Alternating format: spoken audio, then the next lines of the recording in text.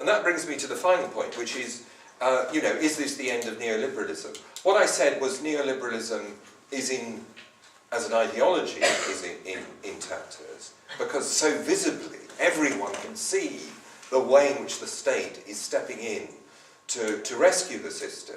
But that doesn't mean that they're still not committed to neoliberalism, because it's been so fruitful for them in increasing profits and providing them new areas for profits. So I think what they're going to try and do is have a kind of emergency rescue in which they tear up the rules, and in that situation they, as I was suggesting earlier, they operate on a day-by-day basis. Why did they let Merrill Lynch go bust and rescue AIG? Partly because they didn't want all the speculators to think that the state would underwrite everything they did, partly because they thought they could cope with the collapse of Merrill Lynch. And then the panic, which with the collapse of Merrill Lynch, sorry, no, it wasn't Merrill Lynch, Lehman Brothers. Sorry, there's so many of them, they collapse all the time. It's Lehman Brothers that they let go bust, just down the road, some of them. They let that go past, partly because they didn't want just to underwrite speculative gambles, partly because they thought they could get away with it. Then there was massive panic when Lehman collapsed, and they were confronted by this huge insurance company going bust, and they thought, Christ, we can't let that go bust. So they're operating hand to mouth, and what I think they hope to do is to carry out a rescue that will save their people. I mean, what they do, the details of what this huge fund that Paulson is trying to create are incredible. They're going to pay the bankers more for all the results, the discredited results of their speculation than those bankers would get if they sold it on a private market. So they're doing everything they can to rescue their people and prop up the system. And then I think what they'll hope they can do is they'll then say, well, sorry, that was then, this is now, that was an emergency, but really the market works and we're going to carry on privatising. State support is for rich people, not for you poor wretches. You need more and more the logic of the market and privatisation and so on. I mean, I think that's what they're going to try and do, but it's a bit of a contradiction, really, and everyone is going to notice that. So it's not the end of neoliberalism, but the openings that the situation creates for more confident resistance to neoliberalism is, I think, very, very important. Paulson came up with this plan, this $700 billion plan to rescue the banks, not because he wanted to do it, but he was driven into it. I think there are, there's another point related to that, which is very important to see that the rescue may not work.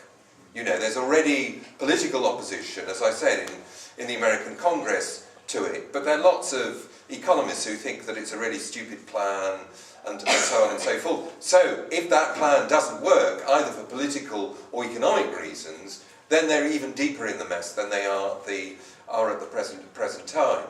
There are sinister motives in the sense that people like Paulson and their equivalents, like Gordon Brown and Alistair Darling and Mervyn King, this side of the pond, don't approach the problem in a benevolent and disinterested way. They're not trying to solve, they say, Gordon Brown, every second sentence he says, people are worried about their fuel bills and their supermarket bills, to indicate how much he cares about all of us.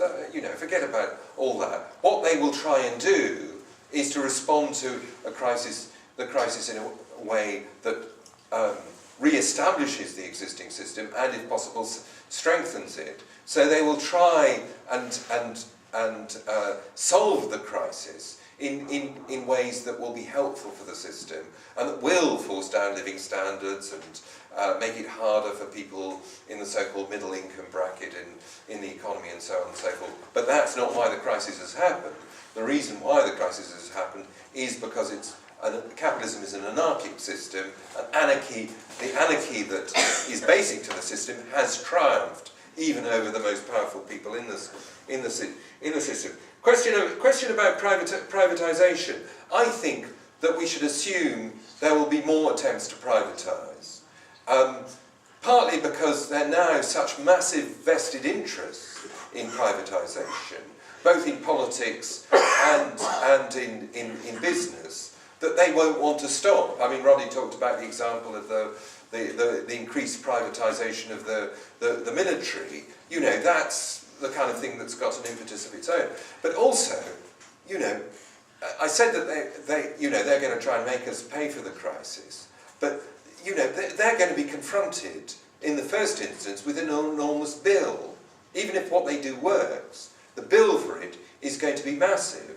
The debt of the United States government has already increased massively as a result of this crisis, and it will increase more. That's likely to be the case elsewhere. I mean, the British, Alistair Darling said, you know, that the British government is going to borrow more, which is a perfectly sensible response, and the City say all sorts of stupid things, and the Tories that this increased borrowing is a bad thing. It's a perfectly rational response to the crisis, but it will increase government debt. They'll want to reduce it. One way to reduce it is to privatise more.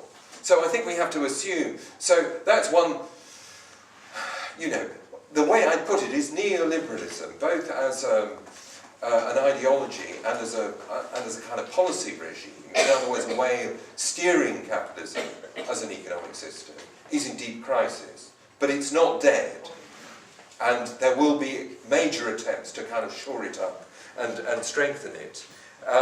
But I just do want to underline the trouble they're in. I mean, a couple of comrades mentioned the importance of the American military and how much they spend on the military and so on. There's a guy called Ken Rogoff, who used to be the chief economist of the International Monetary Fund, who wrote the most interesting article I've seen so far on the financial panic. And he said, I think it's going to cost $1 trillion, $1,000 billion to fix this. And this means that we're going to have to spend less on the military. And he then went on to say, what he actually said was America's military supremacy is threatened by the scale of the crisis. And America's military supremacy underpins the pivotal position of the dollar.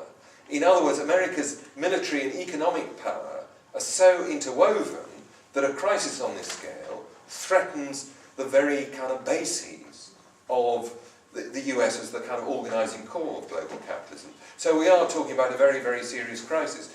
Even if, I mean, I think it's unlikely that it'll lead to a slump on the scale of the 1930s, partly because of the scale of the state intervention that's going on at the present time. But it nevertheless is a very serious crisis that is going to lead to enormous amounts of suffering.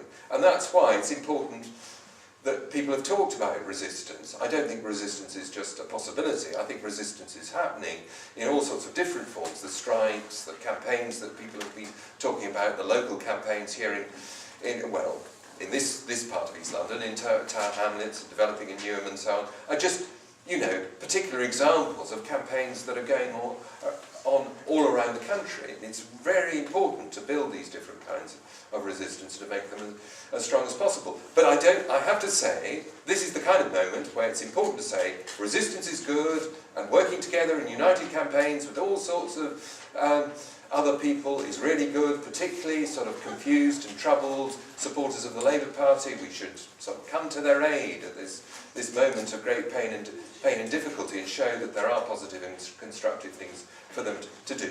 But it's not enough.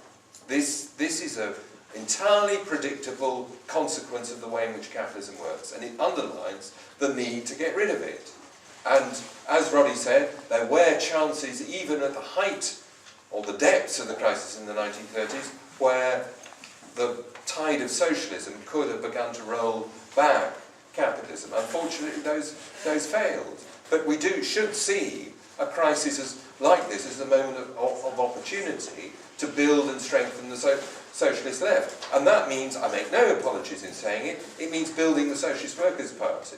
The Socialist Workers' Party is the most dynamic and best organised part of the radical left in this country. But anyone who's a member of the Socialist Workers' Party knows that we're too small, too poor, too weak to do all the kind of things that we need to. That means we need your money, and we'll take as much of your money as you're willing to give us without any shame or apology, but we need you as well. So join us and help us to get rid of capitalism.